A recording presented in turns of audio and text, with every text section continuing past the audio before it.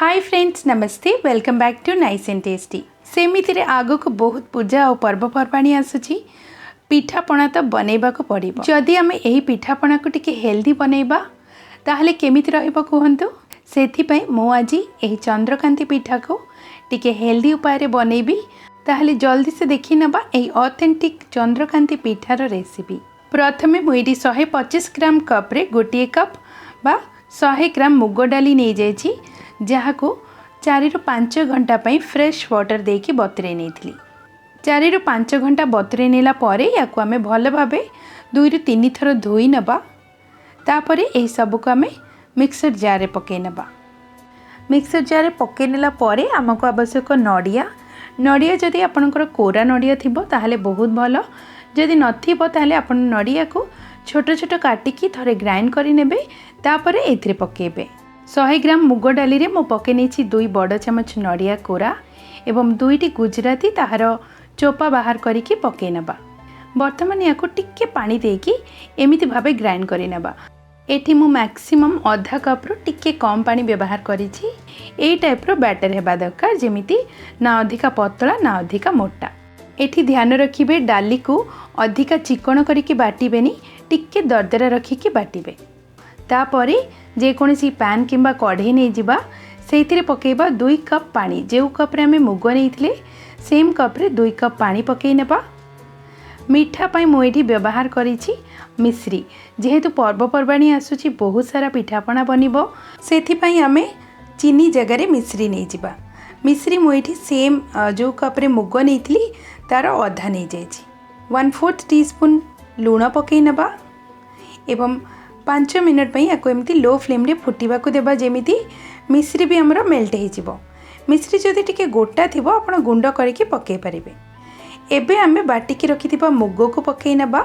Slow flame करके ए मुग बटा को पकेबा। मुग बटा पकेला बेले ध्यान रखिबा जेमिति हमें कंटिन्यूअसली मिसौथिबा, नचेत सी एमती गुळा बांधी जिवो। एई समय रे हमें गैस को लो टू मीडियम फ्लेम करके एमिति मिसौथिबा। मीडियम फ्लेम रे 3-4 मिनट रखी नेला परे देखंतु से केमिति थिक हे आसुची बा टिके बहलिया हे आसुची। मीडियम फ्लेम रे ही याको हमें कुक करिबा। हाई फ्लेम करिले से कंचा रहि जिवो आ एमिति मिसौथिबा। एमिति टिके मोटा हे सला परे सेथिरे आधा चमच हमें घियो दे नेबा। घियो देकी ताको पुणी मिसै नेबा। एई मुग डाली को एमिति जंतिबा पई मैक्सिमम आपन को 5 ରୁ 6 मिनट लागिबो।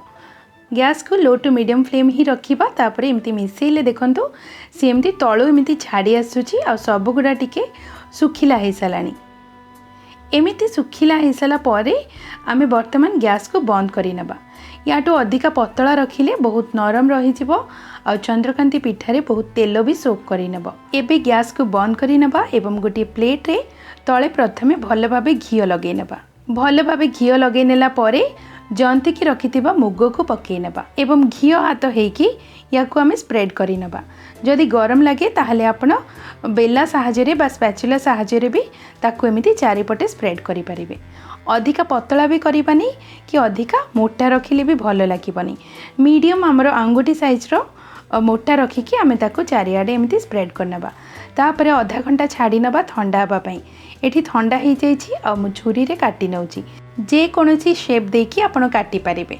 ट्रायंगल हो किंबा आपण स्क्वायर बा चारिकोणिया शेप देकी काटी परिबे। मु देखंतु एमिति शेप देकी काटी नैछि। बहुत बढ़िया हलवा टाइप रो बा केक टाइप रो बनिकी रेडी अछि। अधिका मोटा भी रखी नांती कि अधिका पतला भी रखी नांती।